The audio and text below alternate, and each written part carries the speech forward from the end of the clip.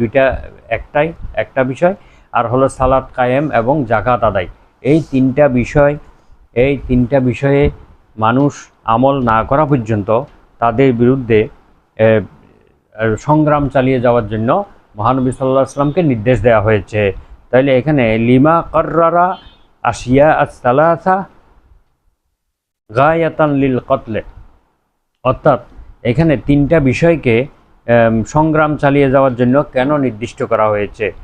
আলোচ্য হাদিসে সন্ধি এবং জিজিয়া কর প্রদানকে লড়াইয়ের উদ্দেশ্যে নির্দিষ্ট না করার কারণ হলো, সাধারণত কোনো মানুষ ইসলাম গ্রহণ না করলে তাদের সঙ্গে সন্ধি হয় অথবা তাদের জিজিয়া কর, ইসলামী রাষ্ট্রে তাদের জিজিয়া কর দিতে হয়। এই দুটি কাজের মাধ্যমে তারা যুদ্ধ থেকে, অর্থাৎ মুসলমানদের থেকে তারা নিরাপত্তা লাভ করে।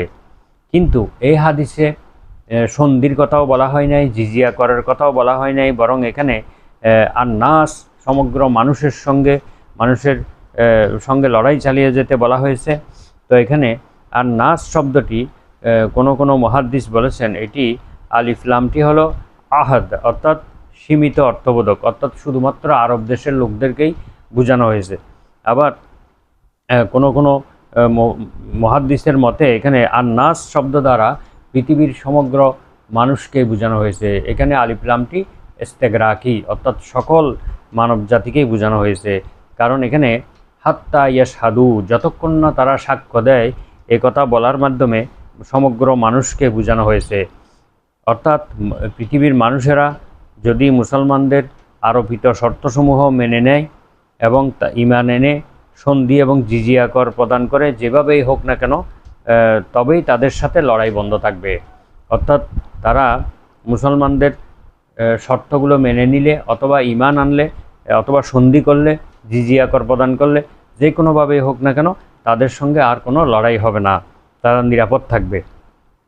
আর এক্ষেত্রে বোঝা যায় যে এখানে হাত্তা শব্দটি লড়াই করার কারণ বর্ণনা করার জন্য ব্যবহৃত হয়েছে। অর্থাৎ যতক্ষণ পর্যন্ত না তারা রেসালতের সাক্ষ্য না দেবে, তাওহীদের সাক্ষ্য না দেবে, সালাত কায়েম না করবে এবং জাকাত আদায় না করবে, ততক্ষণ পর্যন্ত তাদের বিরুদ্ধে সংগ্রাম চালিয়ে যেতে বলা হয়েছে।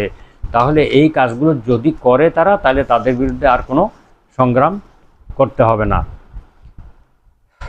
তো এবং এই হাদিসের মধ্যে তিনটি বিষয়কে উল্লেখ করা হয়েছে, কিন্তু ইসলামের রোকন হলো 5টি, তার মধ্যে রোজা এবং সাওম এবং হজের কথা উল্লেখ করা হয় নাই। লিমা লাম ইয়াযকুর আস-সাওমা ওয়াল হাজ্জা, অর্থাৎ হজ এবং রোজাকে কেন উল্লেখ